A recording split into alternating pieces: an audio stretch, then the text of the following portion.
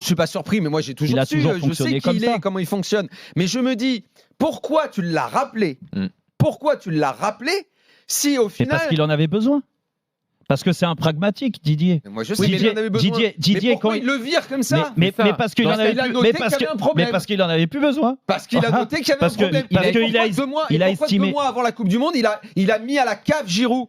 Parce que ça on l'oublie. Mais il a mis à la cave Giroud. Mais quoi, après l'Euro? Mais bien sûr. Mais même avant la Coupe du Monde.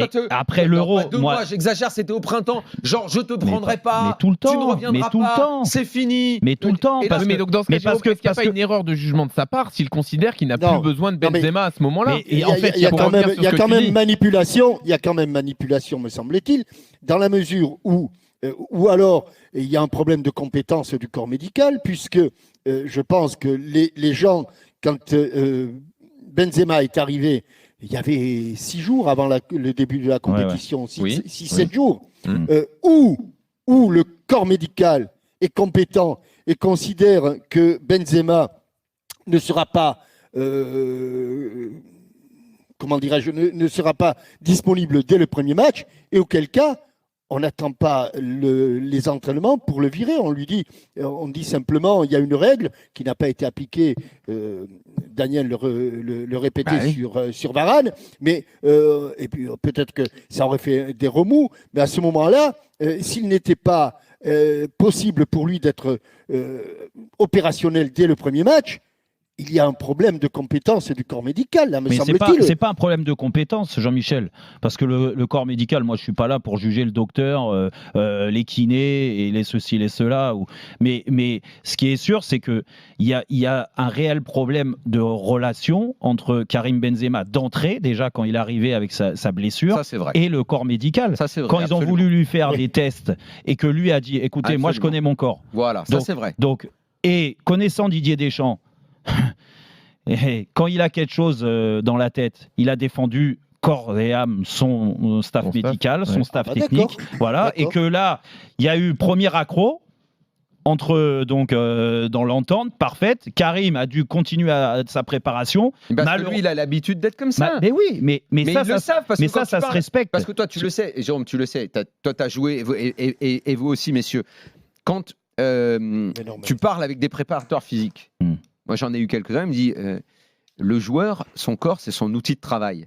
Ouais. Et quand on a l'expérience d'un mec comme Benzema, pour le coup. Exactement. Ouais. En plus, avec le virage sur ces dernières années. Ouais. Ces dernières années, il a pris un virage qui est méga pointu là-dessus. C'est un exemple. Bien sûr, athlétiquement, dans son hygiène. Je vais vous raconter. Lui, il disait, mais il ne comprenait pas qu'on ne l'entende pas. Alors, Jean-Michel veut nous raconter un truc. Toute petite anecdote, Daniel, concernant la connaissance par les joueurs. Et il s'agit d'un avant-centre, et pas n'importe quel avant-centre, il s'appelait Batistuta.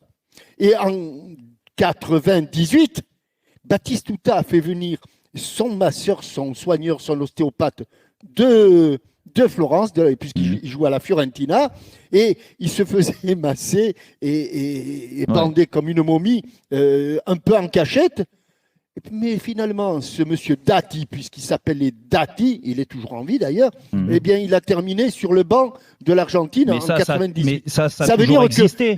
Mais c'est pour ça, Jérôme et Daniel, donc que il n'y avait pas de raison de lui faire une scène comme ça. À partir du moment où tu le rappelles, tout le monde, parce que les gens ont la mémoire courte, mais juste avant la Coupe du Monde, mais le monde est au pied de Benzema. Ouais. Il vient d'avoir le Ballon d'Or. Mais tout le monde est ravi qu'il revienne en équipe de France. On se dit, mais l'attaque de l'équipe de France, ça va péter de mille feux et tout. Pourquoi ça se passe comme ça au final ? Mais parce que c'est Didier, et c'est pour ça, moi j'ai l'impression que vous êtes surpris. Il y a le reste qui m'interpelle. Non, mais Deschamps, je vais jamais être surpris. D'accord, mais moi, je vais te faire un résumé. Regarde, moi, j'ai toujours eu des relations particulières avec Didier, il n'y a pas de problème. Je dis ce que je pense sur l'équipe de France, je l'ai défendu. Je le défends un peu moins parce que je pense qu'il faut que ça change.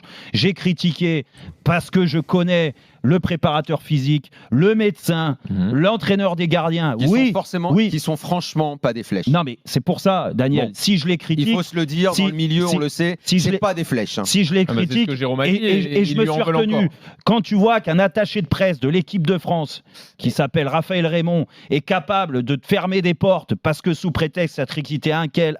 C'est le fonctionnement des champs alors que, et puis maintenant, ça s'amuse même à envoyer des textos à remonter les uns contre les autres. Ça, je trouve que c'est une façon de faire qui est inadmissible.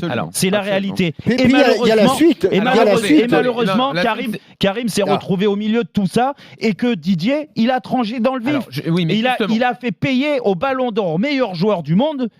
Ça, cette relation avec le docteur, le préparateur physique, sous prétexte que Karim connaît son corps, il se préparait tout seul. Est-ce que c'était une erreur ? C'est pas possible. Donc pour toi, c'est pas possible. C'était une erreur donc de la part. Oui, c'est pas possible parce que tu peux pas opposer à ça le résultat et dire on est allé en finale. C'est tout le débat. Mais non, mais c'est tout le débat qu'on va faire dans une seconde. Parce que tu le sais très bien ce qui s'est passé. Ça va, tu passes contre l'Angleterre parce que Kane il envoie un penalty dans les choux et parce que tu as le bol de tomber contre le Maroc en demi-finale. Au bout d'un moment, ça a pas souri. Et sur la finale, ok, alors. Moi, je veux bien. À un moment, il y a deux choses dans le calme. Si on est parti sur un truc long, ça va pas être possible, Daniel. On voit la pub.